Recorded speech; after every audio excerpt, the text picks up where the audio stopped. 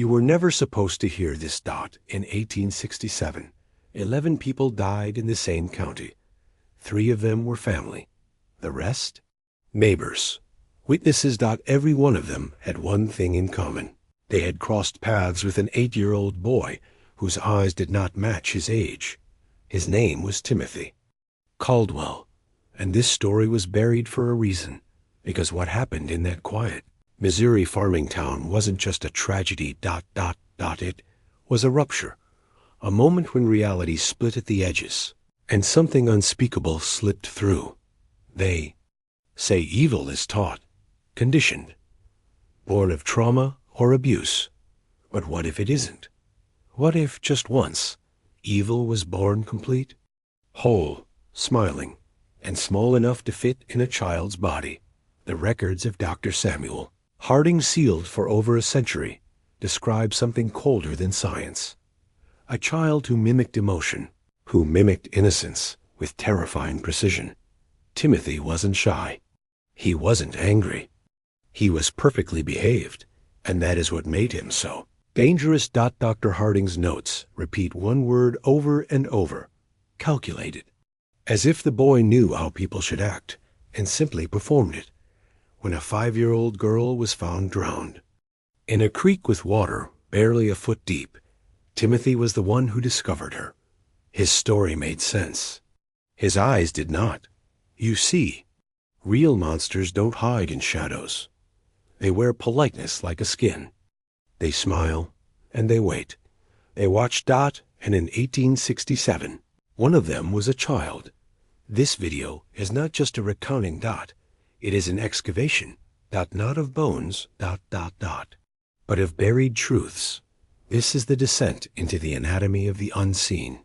A warning to those who still believe science has the final word. Because when you finish this story, you won't look at children the same way. Not after what Timothy did.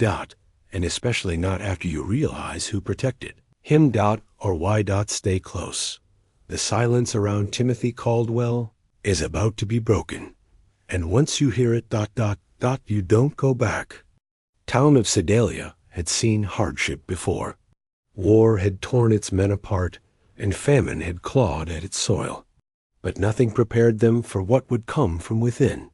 From a boy who said, "Yes, sir," and "No, ma'am," while death bloomed quietly around him like a rot no one could smell, until it was too late.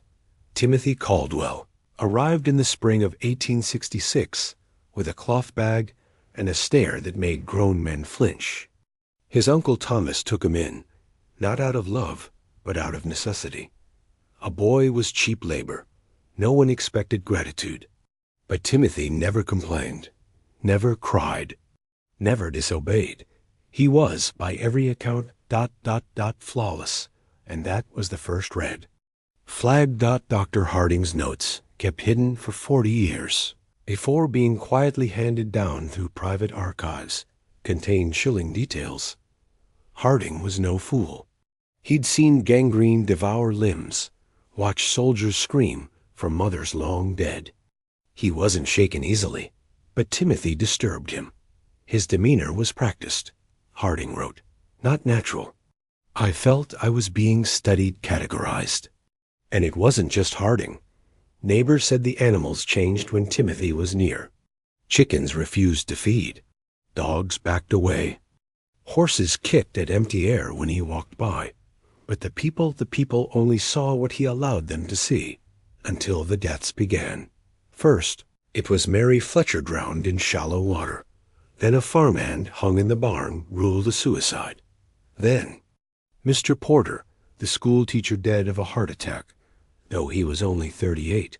3 deaths, 3 different causes, all connected only by time, place, and the boy who always seemed to be nearby. Still, the town said nothing.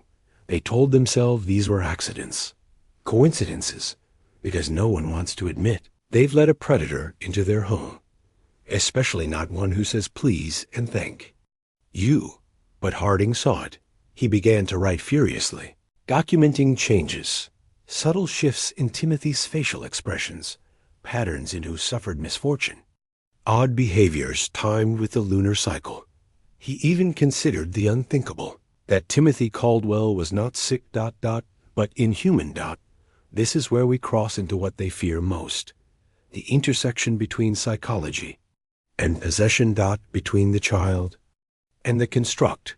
And now, I ask you to write this in the comments, twice, so you never forget who you are becoming. I see beyond the mask. I see beyond the mask. Write it, own it, because from this point forward, you don't get to be innocent.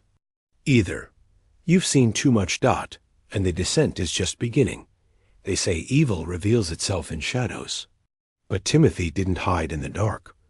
He stood in the open, in church pews, in schoolhouses, on his uncle's porch, shelling peas with bloodless hands and a vacant smile. The truth was never hidden. It was ignored. That's how the system works. Not just in Sedalia, but everywhere... it doesn't hunt you. It waits for you to excuse it... to label it a phase, a tragedy, an unfortunate series of events... and by the time you realize what it is, it has already rearranged the room... By the fall of 1866, the Caldwell farm had become a place of nausea. Neighbors said the air felt heavier near it, that their heads ached when they got too close. One man, Eli Jenkins, a cattle merchant, told his wife he couldn't stand to look Timothy in the eye. Said it felt like the boy already knew things. He hadn't told anyone. Eli was found crushed beneath his own cart a week later. The sheriff blamed a faulty wheel. But the wheel had no cracks. The brakes were intact. The horses had bolted, not from fear of fire, but of something else.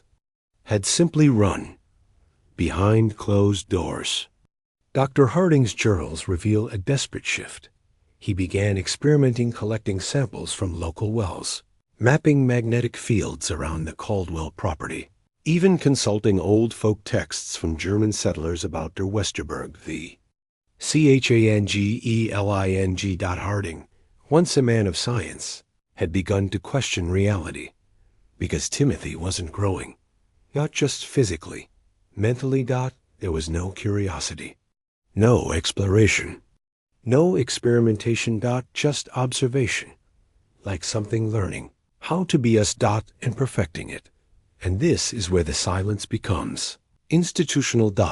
Because Harding submitted his first findings to the Missouri College of Physicians. And they vanished. No replies.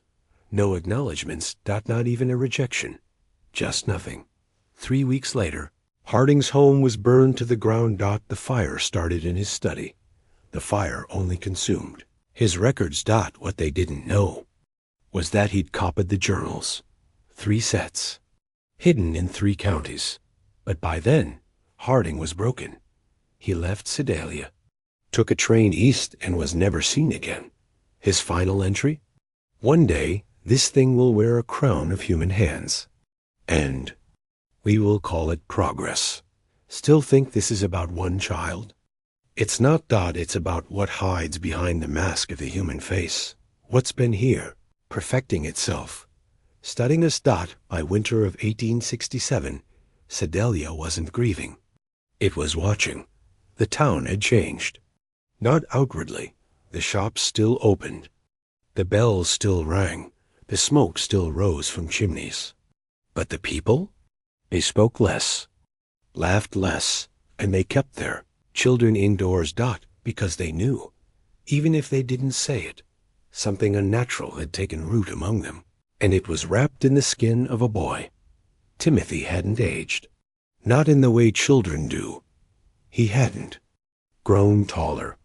He hadn't gained weight, but his vocabulary had. His expressions had deepened. He quoted scripture in ways no child ever should, not from Sunday school, but in context. As if he understood the subtext. As if he'd written it. Sarah Caldwell, his aunt, was the next to fall, found in the root cellar with her wrists open and a look of frozen awe on her face. She had scrawled something in blood across the wooden walls, not in English, not even in Latin. But in Enochin. The language of angels. A language she never could have known. The sheriff ruled it suicide, but Thomas Caldwell disappeared 2 days later. No note, no blood, no tracks. Just his coat, folded neatly on the porch. Timothy said nothing. He just returned to the fields, alone, and he worked. And this is the part that bends the mind. He survived. An 8-year-old boy, supposedly orphaned twice over, living alone through a Missouri winter with no adult supervision. And yet he was seen at markets, in church, clothed, fed, clean, still smiling, still unageing. No one questioned it, because the human mind is not designed for sustained terror. It rejects it. It rewrites the story. And so the town looked away, but not everyone forgot. In 1902, a man named Jedediah Cray claimed he met a child in Sedalia who knew the names of the dead. Described him as blond, pale, polite. Said the boy offered him a coin made of bone. Cray killed himself a week later, but not before carving 3 words into his barn wall. He is waiting. That coin? It matched a description in Dr. Harding's notes. A token Timothy carried in his pocket, made from the femur of an animal no one could identify. This isn't a ghost story. It's not a legend. It's a pattern. If you've come this far, you already feel it. That chill isn't in your room. It's in your nervous system, because some part of you knows what this really is. Not a story, a revelation. Timothy Caldwell didn't vanish. He was absorbed, swallowed by the machinery of silence that always follows beings like him. Entities that wear humanity, like a suit stitched from memory and mimicry. Because the real question isn't what Timothy was. It's who found him. Records show a Dr. Elias Trent arrived in Sedalia in 1868.